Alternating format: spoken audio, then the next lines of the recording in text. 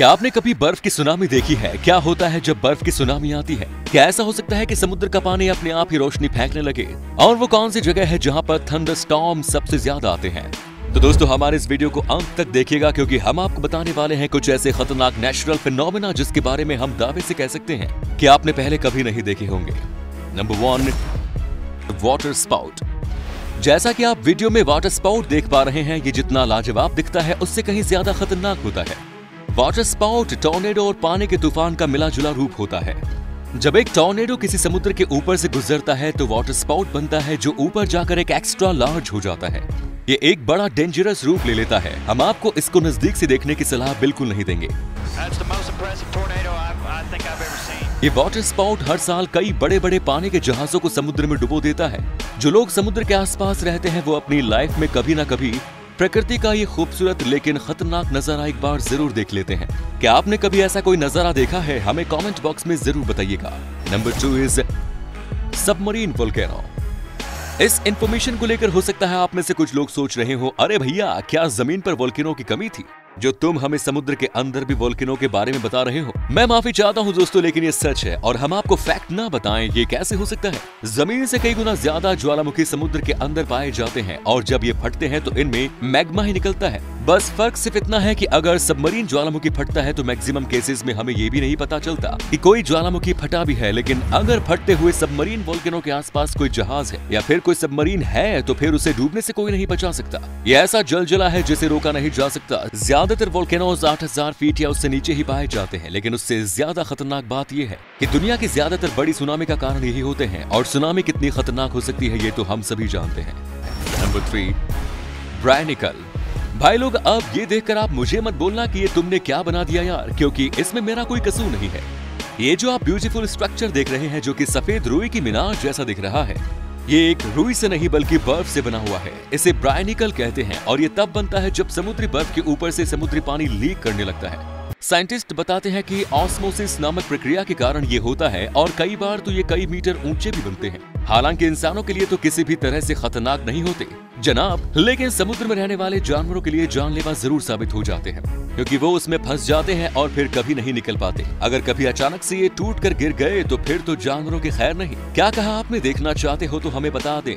इनके दर्शन करने के लिए आपको आर्कटिक और अंटार्कटिक जाना पड़ेगा। जी हाँ जनाब, क्योंकि ब्रायनिकल वहां के अलावा और कहीं नहीं बनते।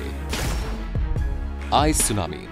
हमने आपसे वादा किया था कि आपको ऐसे डिजास्टर के बारे में बताएंगे जिनके बारे में आपने सुना ही नहीं होगा। आइस सुनामी ऐसा ही एक डिजास्टर है। आमतौर पर समुद्र में बड़े बड़े आइसबर्ग और बर्फ के टुकड़े तैरते रहते हैं। ये बर्फ की सुनामी है और ये भी उतनी ही खतरनाक है जितने की पानी की सुनामी होती है। फर्क सिर्फ इतना है कि इसमें समुद्र की लहरों के साथ बर्फ ही बर्फ समुद्र के किनारे पर आ जाती है।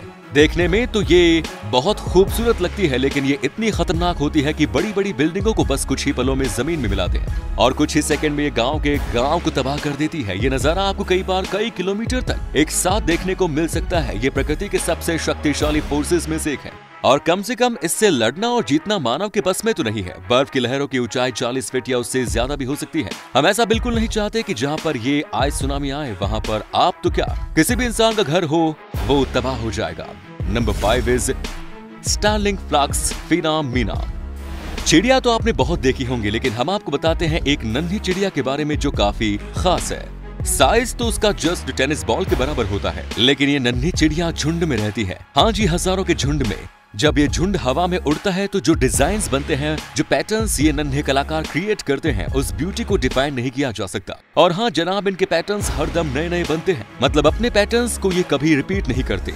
मैनी बर्ड वॉचर ने इसके बारे में रिसर्च की है, लेकिन कोई ठीक ये नहीं बता पाया कि इनका झुंड ये ब्यूटीफुल डिजाइन्स कैसे बना लेता है। कुछ लोगों ने ये थ्योरी दी है कि ये लोग शिकारी पक्षियों से खुद को बचाने के लिए झुंड में उड़ते हैं और तरह तरह के पैटर्न्स बनाते हैं, लेकिन कुछ लोगों का ये भी कहना है कि ये पैटर्न उस समय भी बनाते हैं जब आसपास कोई पक्षी नहीं होता। आप इसके बारे में क्या कहना चाहेंगे? कमेंट बॉक्स में जरूर बताइएगा। Number 6 is landslides. लैंडस्लाइड्स दुनिया के खतरनाक डिजास्टर्स में से एक है। पूरी दुनिया में कई लोग लैंडस्लाइड्स की चपेट में आने से मर जाते हैं। लैंडस्लाइड्स इतने खतरनाक हो सकते हैं कि पल भर में बड़े पहाड़ का एक हिस्सा धूल में मिल जाता है। भूकंप, भारी बारिश, बाढ़ और जंगलों की अंधाधुंध कटाई ये लैंडस्लाइड्स का एक बड़ा कारण बनते हैं। लैंडस्लाइड से बड़े लेवल पर जान और माल दोनों की हानि होती है। वो चंद सेकंड का लैंडस्लाइड किसी हाईवे को कई घंटों और कई बार तो दिनों के लिए बंद कर सकता है, जिससे हमें कितना नुकसान हो सकता है इसका अंदाजा तो आप लगा ही सकते हैं। Number 7 is firewall. नेचर के सबसे खतरनाक डिजास्टर में से एक है फायरवॉल। हालांकि ये नेचर का एक रेयर फिनोमिना है। अगर हम आपको सामान्य शब्दों में बताएं तो ये आग का तूफान है, जिसमें आग, धुआं और राख होती है। इसके रास्ते में जो कुछ भी आता है ये हर चीज को जला देता है। Get in, David. विशेषज्ञों के अनुसार ये तब बनते हैं जब जंगल की आग अपने खुद की ही हवा बनाने लगती है। इसे हम आग का टॉर्नेडो भी कह सकते हैं। लेकिन जब कभी भी ये बनता है तो फिर इसे रोकने का कोई तरीका नहीं होता, क्योंकि कुछ ही मिनटों में ये सैकड़ों किलोमीटर के एरिया को जलाकर राख कर सकता है। ये नेचुरल डिजास्टर कितना खतरनाक है इसका अंदाजा आपको इसी बात से लगाया जा सकता है कि जो हम आपको बताने वाले हैं। 1923 में जापान में एक भूकंप आया था, जिसे हम ग्रेस कांटो अर्थक्वेक के नाम से जानते हैं।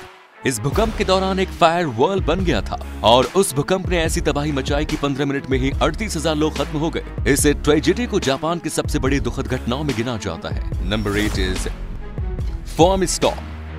क्या आप ऐसे नजारे की कल्पना भी कर सकते हैं कि किसी शहर की हर गली में, हर कूचे में सिर्फ और सिर्फ साबुन का फैन ही फैन दिख रहा हो? जी हाँ, ऐसा भी होता है और इस फिनोमिना को ही हम बोलते हैं फॉर्म स्टॉर्म। वैसे तो इसके कारणों के लिए कोई क्लियर एक्सप्लेनेशन आज तक नहीं दे पाया है, लेकिन फिर भी विशेषज्ञों की माने तो ऐसा तब होता है जब कोई बड़ा तूफान आता है और उसके बाद में ये फॉर्म स्टॉर्म बनते हैं। वैसे ये किसी भी तरह से नुकसानदेह नहीं है, लेकिन फिर भी समुद्र से आने वाले इस विशाल फॉर्म के तूफान में समुद्री जीवों जैसे जहरीले स्नैक्स वगैरह का खतरा तो बना ही रहता है।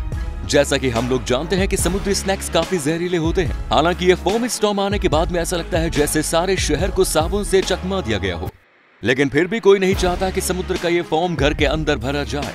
क्या आपने कभी ऐसा कुछ देखा है? अगर हाँ तो कमेंट बॉक्स में जरूर बताएं। Number 9 is beacon of मराकाल्बो।